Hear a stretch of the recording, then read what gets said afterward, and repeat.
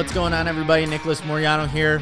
Olin Kreutz to my left. We're here to break down another prospect, and we're going to talk about Dylan Parham from Memphis. It's actually a guy, Olin, that started off as a tight end / defensive end, transitioned to the offensive line, and 4-year starter at Memphis.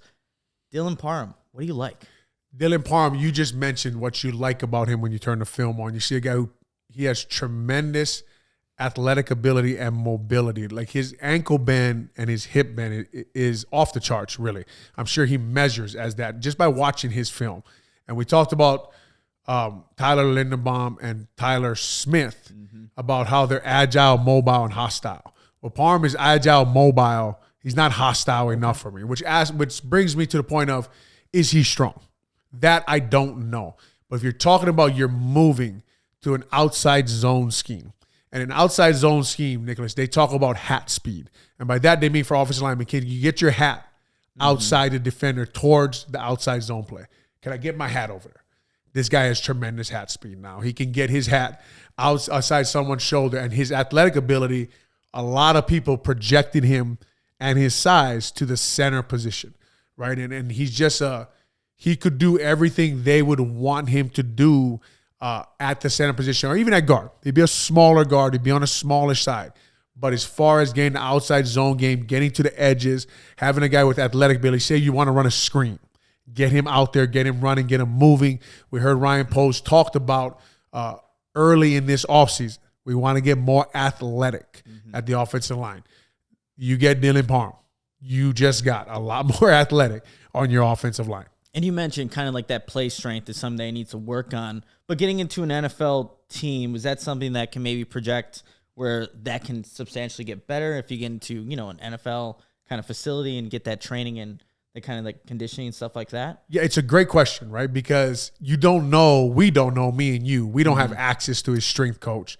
I don't know what they were doing at Memphis. I don't know what kind of training he's been doing. So if he was a tight end, defensive end, he hasn't trained as an offensive lineman yet, right? And a kid like Parham, I would tell him if he asked me, I would say, look, you're naturally gifted, athletic, mobile. Get strong. Spend your offseason getting really strong. And once he gets to the NFL and he gets, say Jimmy Arthur or performance coaches, and they see, okay, what's the missing bucket here, right? He has the athletic bucket. He has the mobility bucket. Strength. Well, let's work his strength.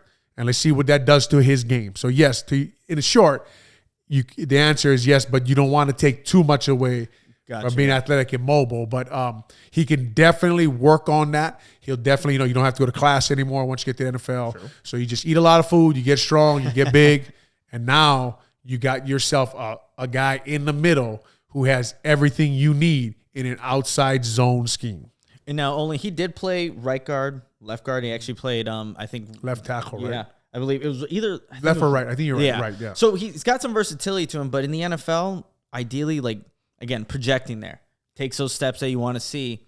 Where do you kind of see him if the Bears were to go and get him? I would say like third round. Third round, he would be an inside 3 guy, right? Okay. You could use him at guard, like a Cody Whitehair type, right? Cody can play left guard, versatile. Right guard, or center. You saw that with James Daniels, left guard, right guard, or center.